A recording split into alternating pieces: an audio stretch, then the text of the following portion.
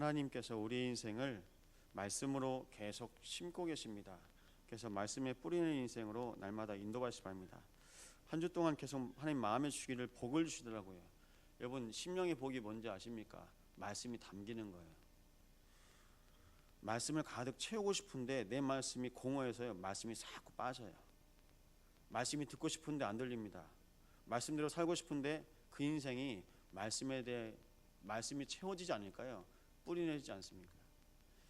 현장을 보십시오. 다 자기 방법대로 삽니다. 그런데요, 오늘 말씀 보니까 11장에 하나님께서 르호보암을 축복하신 이유가 있습니다. 하나님의 말씀에 순종할 수 있는 은혜가 있습니다. 2절입니다. 여호와의 말씀이 하나님의 사람 스미야에게 임하여 이르시되. 하나님은 말씀을 통하여서 그 시대에도 역사하시고 지금도 말씀하고 계십니다. 오늘 이 말씀을 왜 이번 주에 주실까요? 하나님의 말씀으로 살 수 있는 은혜가 있는데요, 그 은혜가 교회를 통해서 하나님께서 세우신 하나님의 사람을 통해서 전달되고 있습니다. 개인에게 임하여서 묵상하시면서 받은 은혜의 말씀도 있겠죠. 그런데 가장 중요한 언약은 하나님께서 예배를 통해서 모든 심령에게 말씀하십니다. 그러면서 말씀하시기를 싸우러 가지 말라고 그 두 지파에게 말씀하십니다. 두 지파가 모여서 북이스라엘 향해서 올라가려 할 때 하나님께서 뭐라고 하십니까?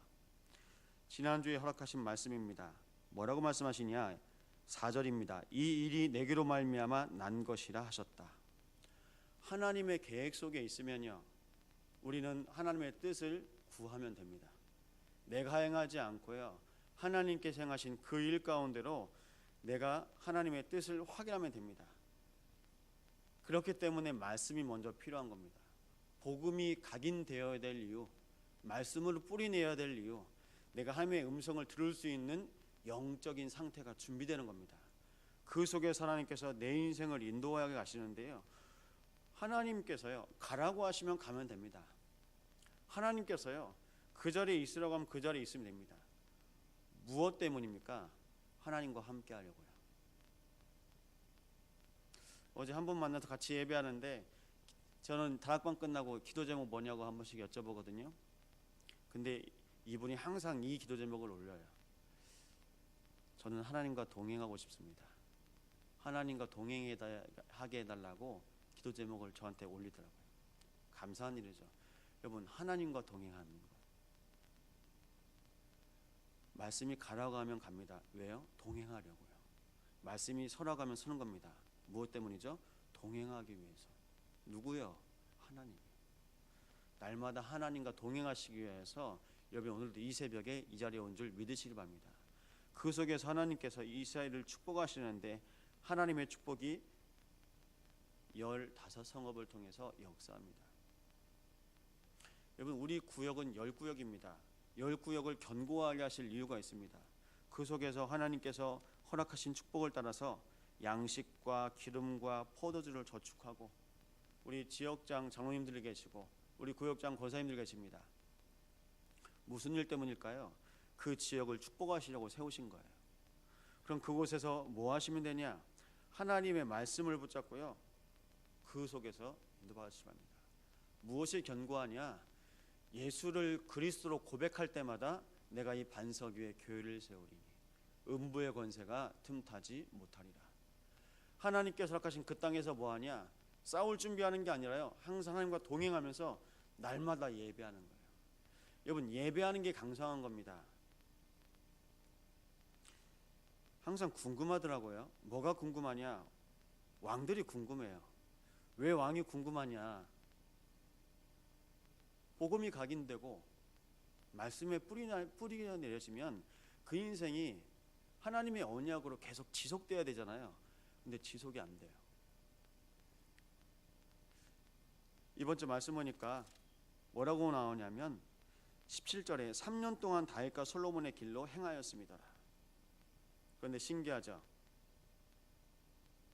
역대하 12장 1절부터 보면요, 르호보암의 나라가 견고하고 세력이 강해짐에 그가 여호와 율법을 버리니 온 이스라엘이 본받은지라. 힘 좀 생기면 언약 놓칩니다. 좀 살만하면 언약 놓쳐요. 왜 3년인지 아십니까? 찾아봤어요. 역대하 12장 14절에 보니까 르호보암이 악을 행하였으니 이는 그가 여호와를 구하는 마음을 굳게 하지 아니함이었더라. 이번 주 말씀이 마음을 굳게 하여입니다. 그런데 역대하 12장 14절 말씀 보면요, 이 왕이요 여호와를 구하는 마음을 굳게 하지 아니할 때부터 악을 행한다고 말하고 있습니다. 그럼 3년 동안 마음을 굳게 한 거예요. 3년 동안은 그 마음 속에 마음을 굳게 할 하나님께 예배한 겁니다. 여러분 평생 여러분의 마음을 굳게 하시기로 합니다. 평생이요. 지속이 안 되는 겁니다. 왜 지속이 안 될까요? 그 답을 여러분이 각자 현장에서 찾아보셔야 됩니다. 어느 순간 내가 하는 그냥 예배가 그냥 예배가 되어버렸습니다. 주일 그냥 오시게 돼요. 구역 예배 그냥 가십니다. 지교회가 세워지고 있는데 나중엔 지교회 모임도 그냥 가요. 북이스라엘에서 레위 제사장들이 내려오고 있습니다. 왜 내려가냐? 하나님께서 세우신 직분을 감당하고 제사해야 되는데요, 예배해야 되는데 북이스라엘에서 다 모든 영적인 시스템을 바꿔버렸습니다. 영적인 시스템을 바꿔버리고 염소와 송아지를 섬기기 시작하며 산당을 만듭니다. 무엇 때문일까요? 왕이 자기의 통치권을 지키려고요. 여러분 하나님 앞에 영원한 것이 있겠습니까? 내 인생 내가 살아보려고 자꾸 시스템을 바꾸는 거예요. 영적인 시스템이 아니고 복음의 시스템이 아니고 자꾸 바꾸는 겁니다. 그러니까 거기서요 믿는 자들과 제사장들이요 남유다로 예루살렘을 향해서 내려옵니다. 뭐 하려고요? 예배하려고요. 여러분 저희는 직장을 가거나 우리 이사를 갈 때 영적인 것과는 상관없이 가요. 그냥 나한테 좋은 것으로 가요. 여러분 하나님이 나에게 주신 축복을 따라서 이사하실 때도 직장을 옮기실 때도 기도하셔야 됩니다. 왜 결혼식 하는데 예배합니까? 하나님의 말씀을 따라서 그 가정이 인도받기 위해서, 하나님께서 우리의 모임의 주인 되심을 고백하시려고 하는 겁니다. 왜 구역 예배할까요? 이 지역의 하나님의 뜻을 발견하기 위해서 구역 예배하는 겁니다. 우리만 선하다, 그래서 우리만 자녀되어서 우리만 예배하는 우리 예배가 아니고요, 하나님이 우리의 모인 곳에 함께 하셔서 이 지역을 향하여 뜻이 발견될 수 있게 달라고. 저희가 왜 여수에서 예배하죠? 여수에 살고 있으니까요, 여수를 향한 하나님의 계획이 발견될 수 있도록 모이는 겁니다. 그럼 그 속에서 하나님께서 축복하시는 그 은혜를 날마다 확인하실 수 있도록 여러분의 심령을 견고하게 하시기 바랍니다. 이 경고는 뭐냐? 누가 시비를 걸어도 싸우지 말래요. 그 마음입니다.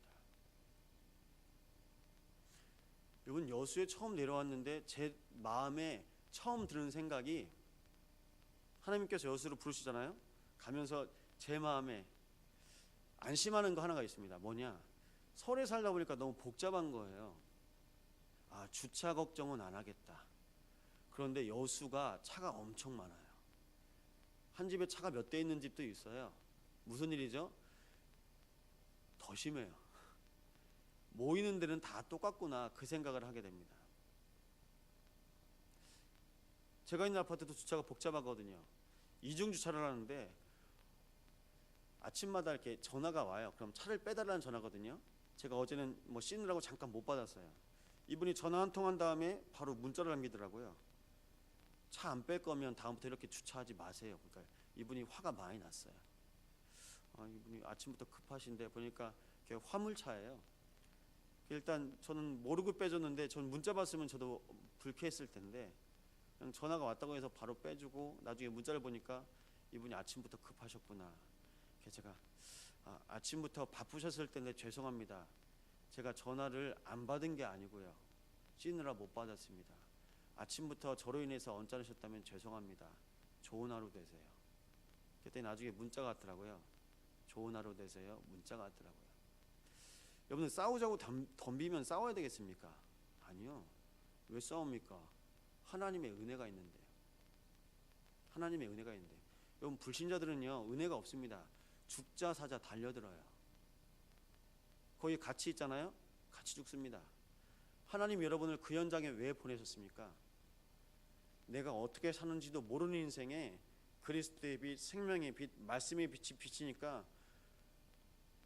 그냥 좋은 거예요. 그냥 발견되는 거예요.